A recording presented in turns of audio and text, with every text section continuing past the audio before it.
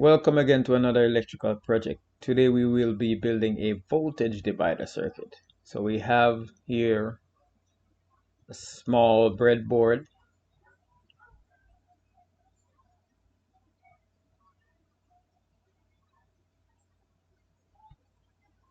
We have a pliers that we'll use to strip wires to bend to desired shape the legs of the semiconductor. Here we have the 1.2 kilo ohms resistor, color code brown, red, red, gold. We also have the 4.7 kilo ohms resistor.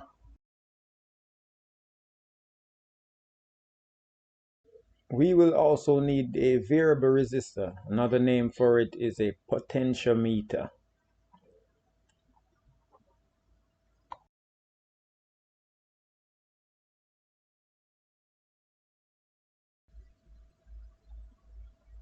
Next we have the conductors or conductor path, the connections that we'll use from one component to the next.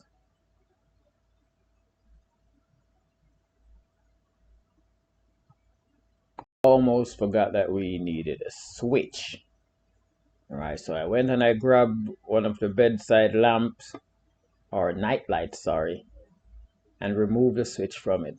Took me a few minutes to take it apart. Here you see it's a series connection from source to load to switch back to source.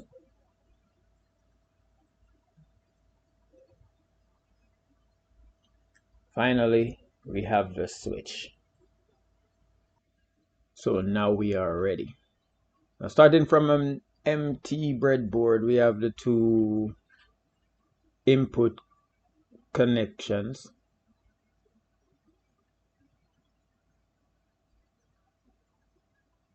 So I'll affix them to the circuit board. So there goes my input to the circuit. Now we are going to make the connection from the input to the switch. I went ahead and connected the two wires to the switch terminals. And now I'm going to make the connection from the input terminals to the switch.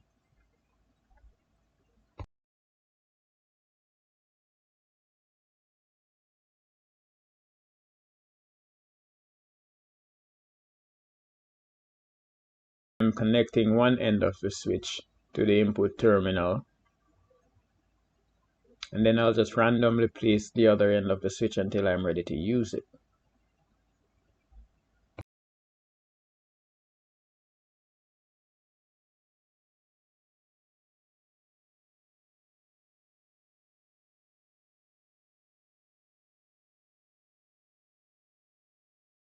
To connect the other end of the input terminal,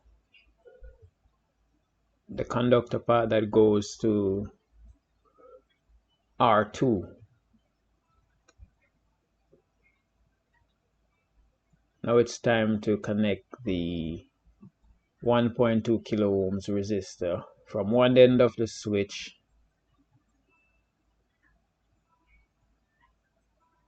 and then the other one will go to R2.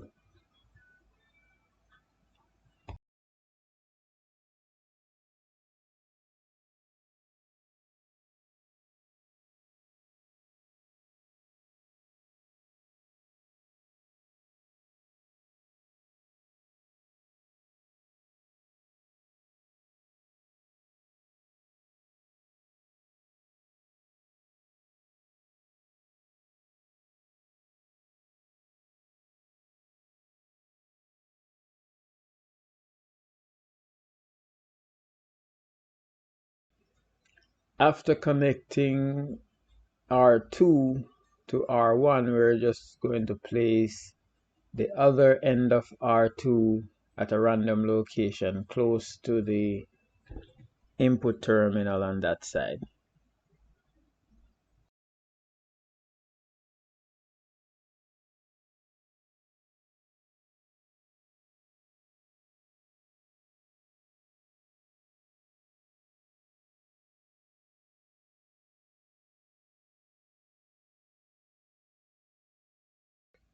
Now it's time for the load resistor, the potentiometer, the variable resistor. I'm just going to place it on the edge of the board, and as you see here, the legs alternate holes.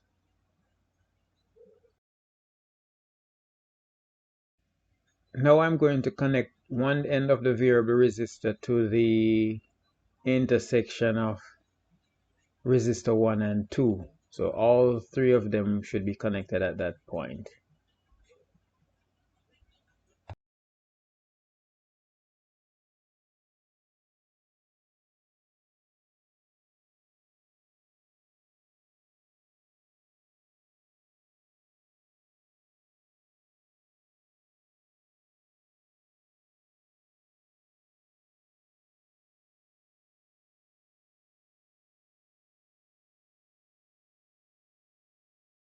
Now I'm going to connect the other two ends of the potentiometer.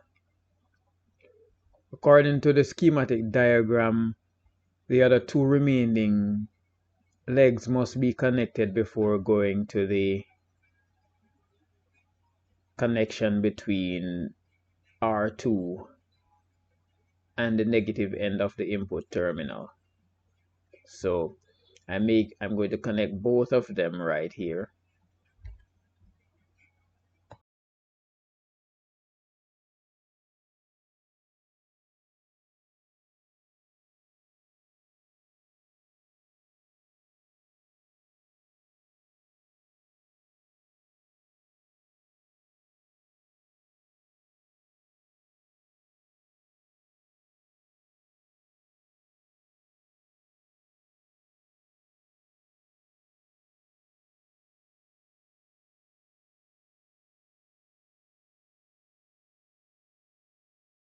Now that I've connected both of them, I'll now take the extra lead and connect it to R2.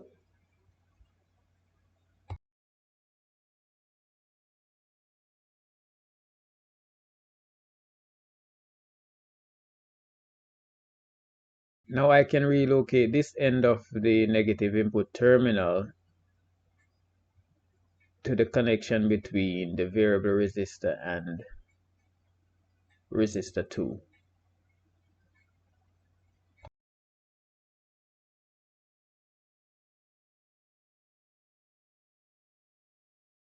And there you have it. I've just relocated them just to give a little bit more space so you can see clearly. So here we have the negative input terminal to the connection between R2 and the variable resistor. We have the positive input terminal that goes to the switch, then to R1.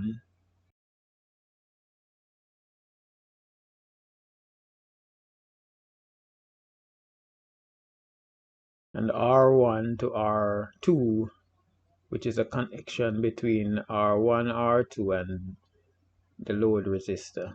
And there we have the load resistor.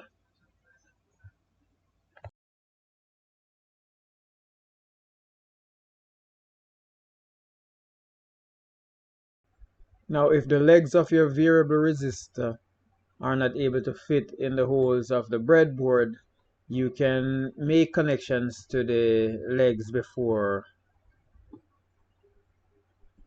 you make the connection to the breadboard. So you get extra pieces of wire. This one I stripped it very long so I can connect it to both holes, since those two are supposed to be connected as indicated by the schematic diagram. Then I'll connect another piece of wire to the available leg.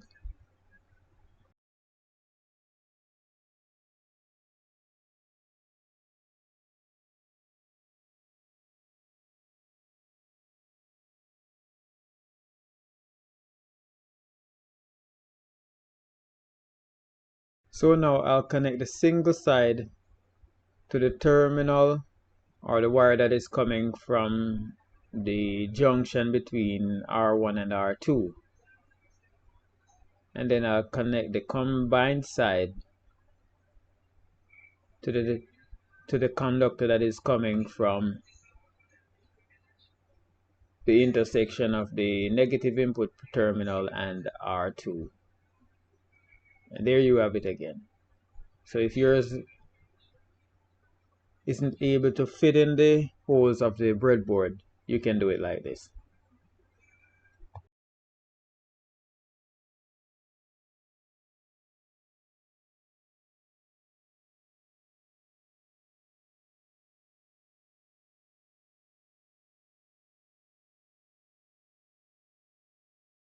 Now for a recap, we have the input that goes to the switch, negative input to R2.